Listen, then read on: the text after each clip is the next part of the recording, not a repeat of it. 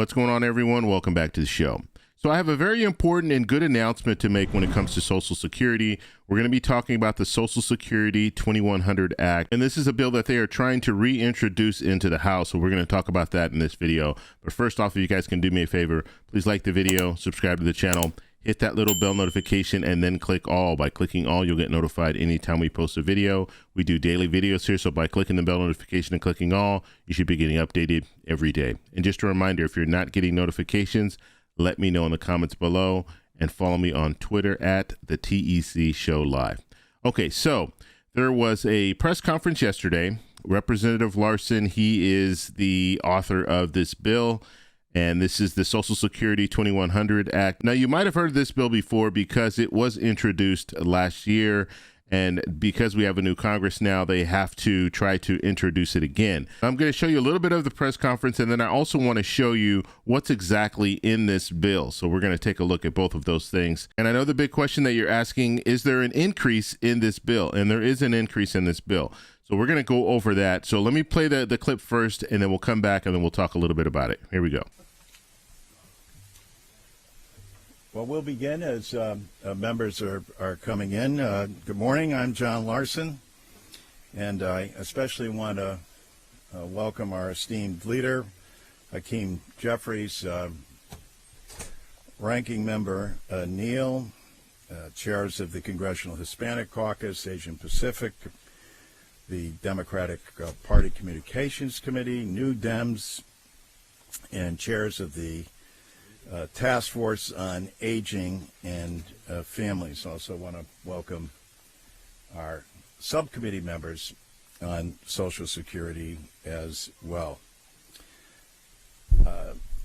May you live in interesting times, as the saying goes, but in the midst of what historians are calling, and social science are calling, a polycrisis. A polycrisis is the coming together of simultaneous occurrences that can result in catastrophic consequences. These are the times that everyday Americans are living in. How so?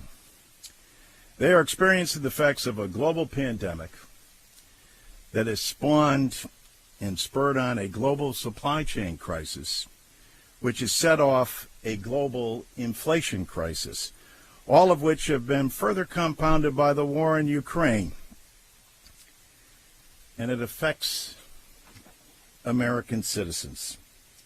As if these compounding crises were not worrisome enough, Republicans have also managed to manufacture a debt ceiling crisis. This is a dangerous tactic, a political stunt that has far-reaching economic consequences. This tactic of holding the economy hostage hurts seniors the most. Here's the facts, and you're all familiar with them. Of the more than 1.2 million Americans who have lost their lives in this pandemic, over 855,000 are people over the age of 65. And who is impacted the most by inflation? Well, they're people on fixed incomes. Our seniors, more than 65 million who are on Social Security. They need our help now. Democrats are here today to lay out our plan of action, which includes legislation to secure and expand Social Security, the #1 anti-poverty program for the elderly, for our children, and a disability plan that more veterans rely on than the VA. That's why we're here, to implore our Republican colleagues to work with us, to sign on to our bill, or produce what they believe is a better plan. They must, for the sake of the nation, act now for people who have been most impacted. However, as all of you here know, unfortunately, as we speak, Republicans are still threatening to hold the full faith and credit of the United States government hostage in return for cuts to Social Security and Medicare and other essential programs. Our bill is meant to address these concerns. Democrats are here not just to protect and preserve Social Security from cuts, but to expand it. Our bill will provide across-the-board increases for all recipients of Social Security. Our bill ensures that no senior can retire into poverty. Imagine during all of this crisis, more than 5 million of our fellow Americans who've worked and contributed all their lives to Social Security get a below-poverty level check.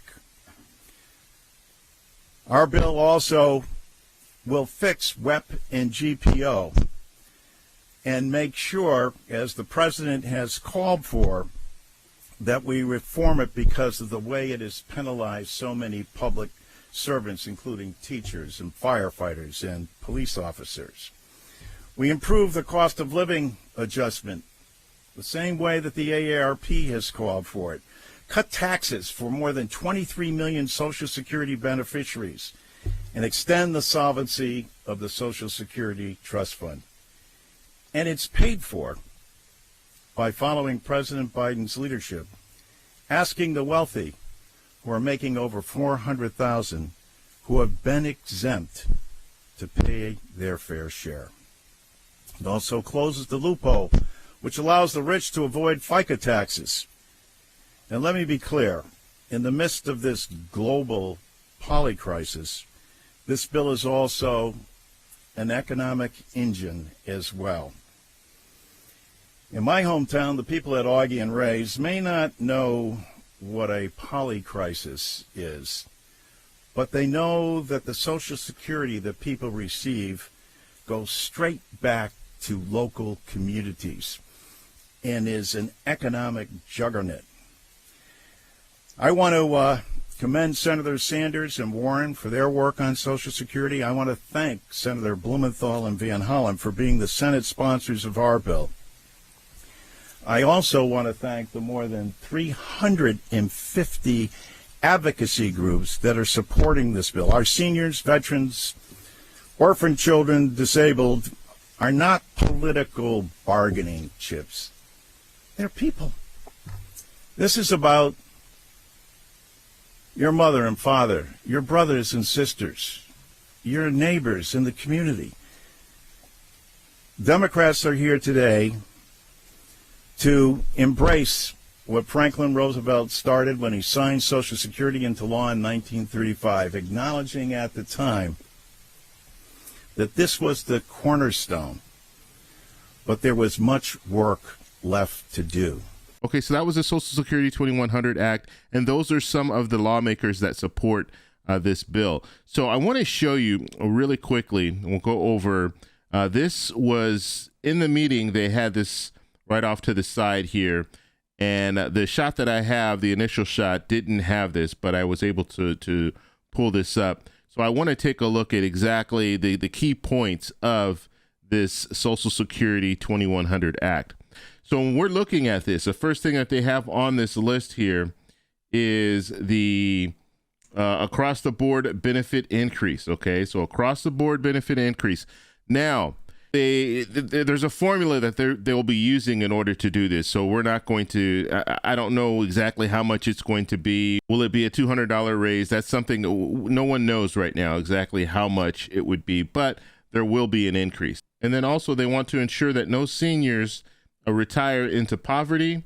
They also want to repeal the WEP GPO that penalizes public servants. And so then here it says it improves the COLA to reflect the seniors' expenses. So they'll be using the CPI. CPIE is what they want to use, CPI for the elderly and not the CPIW. And that's what they currently use, CPIW. They also want to cut taxes for 23 million beneficiaries. So people who are receiving Social Security and having to pay taxes on top of that. So they want to make cuts there, and then extend solvency. So that's the thing that you hear a lot of politicians talking about right now, that Social Security, the trust fund, will be going bankrupt. And if the trust fund goes bankrupt, if it becomes insolvent, then that means about a 23% cut in your benefits. And so they want to address that. Now, let's talk about what we're going to be looking at in the very near future, because they're talking about the debt ceiling right now. We know that. So Will they raise the debt ceiling? Eventually, they're going to have to raise the debt ceiling because we're going to have to pay our bills.